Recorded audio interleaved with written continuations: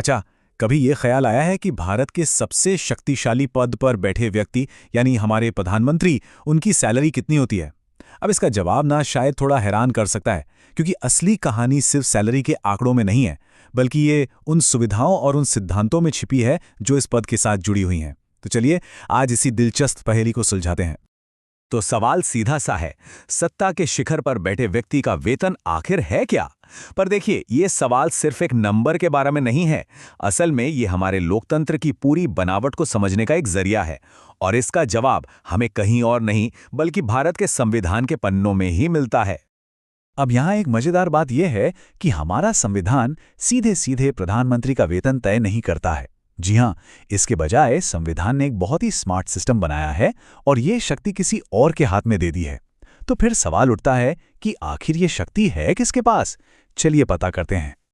और जवाब मिलता है अनुच्छेद 75(6) में। यह साफ कहता है कि मंत्रियों के वेतन और भत्ते संसद यानी पार्लियामेंट कानून बनाकर तय करेगी। अब देखिए, प्रधानमंत्री भी तो तकनीकी रूप से मंत्रियों में प्रथम ही होते हैं ना, है ना? तो इसका सीधा मतलब ये हुआ कि उनकी सैलरी संविधान में पत्थर की लकीर नहीं है, बल्कि इसे तय करने की शक्ति सीधे जनता के चुने हुए प्रतिनिधियों यानी हमारी संसद को दी गई है। और कहानी यहीं खत्म नहीं होती। एक और नियम है, अनुच्छेद 106, जो प्रधानमंत्री की दोहरी भूमिका को सामने लाता है। वो सिर्फ सरकार के मुखिया नहीं हैं, बल्कि वो संसद के सदस्य भी तो होते हैं, चाहे लोकसभा के हों या राज्यसभा के। और इसका मतलब ये हुआ कि उन्हें एक सांसद के तौर पर भी वेतन और भत्ते दिए जाते हैं। तो सबसे जरूरी बात जो यहाँ निकाल कर आती है वो ये है, संसद तय करती है प्रधानमंत्री का वेतन क्या होगा। ये शक्ति खुद प्रधानमंत्री के हाथ में नहीं है, बल्कि संसद के हाथ में है।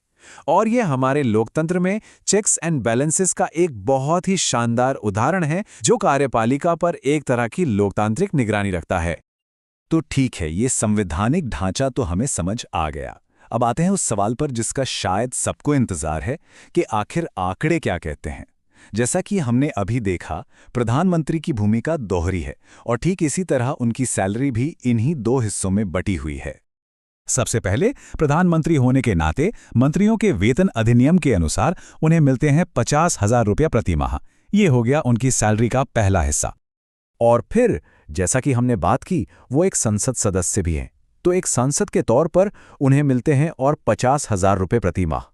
तो 50,000 प्लस 50,000 यानी कुल मिला के प्रधानमंत्री का जो मूल वेतन है वो हुआ 1,00,000 रुपये प्रति माह। अब शायद कई लोगों के मन में ये सवाल आ रहा होगा, बस इतना ही? और यहीं से ये कहानी और भी दिलचस्प हो जाती है, क्योंकि असली तस्वीर इस वेतन से कहीं ज्यादा बड़ी और प्रभावशाली है। जी हाँ, ये जो वेतन है, ये तो सिर्फ एक छोटा सा हिस्सा है। असली ताकत और सुविधाएं आती हैं उन भत्तों और उन फैसिलिटीज से जो इस पद के साथ जुड़ी हैं। असल में यही वो चीजें हैं जो प्रधानमंत्री को 24/7 देश चलाने में मदद करती हैं। चलिए अब इन पर एक नजर डालते हैं। एक सांसद होने के नाते उन्हें अपने संसदीय क्षेत्र से जुड़े रहने और वहां के खर्चों के लिए 45,000 रुपये महीने का निर्वाचन क्षेत्र भत्ता मिलता है। इसके अलावा देश विदेश के अनगिनत आधिकारिक दौरों के लिए यात्रा भत्ता, रोज का भत्ता और अनलिमिटेड फोन इस्तेमाल जैसी संचार सुविधाएं भी होती हैं, ताकि देश का काम कभी भी कहीं भी ना रुके। अब बात करते हैं शायद सबसे जानी मानी सुविधा की, 7 लोक कल्याण मार्ग, नई दिल्ली। देखिए, ये सिर्फ एक बंगला नहीं है, ये भारत की सत्ता का केंद्र है। एक बहुत बड़ा कॉम्प्लेक्स जिसका रखरखाव, जिसका स्टाफ, सुरक्षा, सब कुछ पूरी तरह से सरकारी खर्च पर होता है। और ऐसा इसलिए है ताकि प्रधानमंत्री अपना पूरा ध्यान सिर्फ और सिर्फ देश के काम पर केंद्रित कर सकें। इसके बाद आती है सुरक्षा। प्रधानमंत्री और उनके परिवार की 24 घंटे सुरक्षा की जिम्मेदारी देश की सबसे एलीट फोर्स यानी एसपीजी, स्पेशल प्रोटेक्शन ग्रुप की होती है। और इसका मकसद सिर्फ एक व्यक्ति को बचाना नहीं होता, बल्कि ये सुनिश्चित करना होता है कि देश का नेतृत्व हमेशा सुरक्षित रहे, ताकि सरकार की निरंतरता बनी रहे। फिर बात आती है आधिकारिक परिवहन की। इसमें बुलेट प्रूफ गाड़ियों का एक पूरा बेड़ा होता है और विदेशी दौरों के लिए खास तौर पर तैयार किया गया विमान एयर इंडिया 1, जो अपने आप में एक उड़ता हुआ कमांड सेंटर होता है। और हाँ, ये सब काम प्रधानमंत्री अकेले नहीं करते, उनके पीछे होती है एक बहुत बड़ी प्रशासनिक ताकत, प्रधानमंत्री कार्यालय यानी पीएमओ। ये देश के सबसे बेहतरीन दिमागों, शीर्ष अधिकारियों और सलाहकारों की एक पूरी फौज है जो सरकार की नीतियों को बनाने और उन्हें जमीन पर उतारने में मदद करती है। तो ठीक है, पद पर रहते हुए तो ये सब मिलता है, लेकिन क्या होता है जब कोई प्रधानमंत्री अपने पद से हट जाता है? क्या सारी सुविधाएं एक साथ खत्म हो जाती हैं? चलिए ये भी देख लेते हैं। तो देखिए, उन्हें जीवन भर सुरक्षा मिलती है, लेकिन इसका लेवल क्या होगा, ये खतरे के आकलन पर निर्भर करता है। कुछ खास मामलों में सरकारी बंगला भी मिल सकता है, और हाँ, एक पूर्व संसद सदस्य होने के नाते उन्हें पेंशन तो मिलती ही है। अच्छा, अब जब हमने वेतन और सुविधाओं को अच्छे से समझ लिया है, तो चलिए एक बहुत ही दिलचस्प तुलना करते हैं।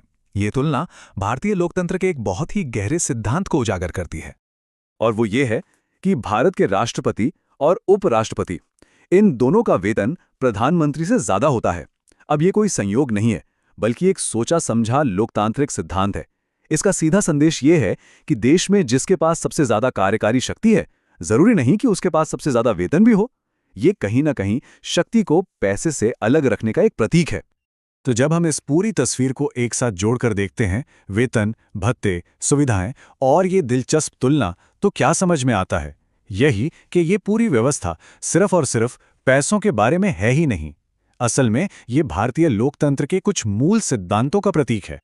इसका सबसे महत्वपूर्ण निष्कर्ष यही है, प्रधानमंत्री का मुआवजा या वेतन तय करने का अधिकार संसद के विवेक पर छोड़ दिया गया है, और ऐसा इसलिए किया गया है ताकि एक लोकतांत्रिक नियंत्रण हमेशा बना रहे।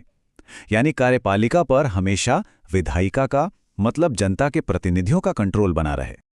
तो आखिर में ये समझना सबसे जरूरी है कि प्रधानमंत्री को मिलने वाला वेतन, भत्ते और ये सारी सुविधाएं, ये किसी व्यक्ति की शक्ति का नहीं, बल्कि उस संवैधानिक पद की गरिमा का प्रतीक है जिस पर वो बैठे हैं। हमारा सिस्टम ऐसा बनाया गया है जो पद को सुचारू रूप से काम करने की हर ताकत देता है, लेकिन साथ ही उसे संसद और जनता के प्रति जवाबदेह भी बनाए रखता है। और इस पूरे विश्लेषण को हम इसी एक सवाल के साथ खत्म करते हैं कि क्या वेतन या मुआवजे को एक निश्चित संवैधानिक राशि बनाने के बजाय उसे संसदीय अनुमोदन से जोड़ना, क्या ये तरीका वाकई हमारे लोकतंत्र को मजबूत करता है? इस पर सोचिएगा जरूर।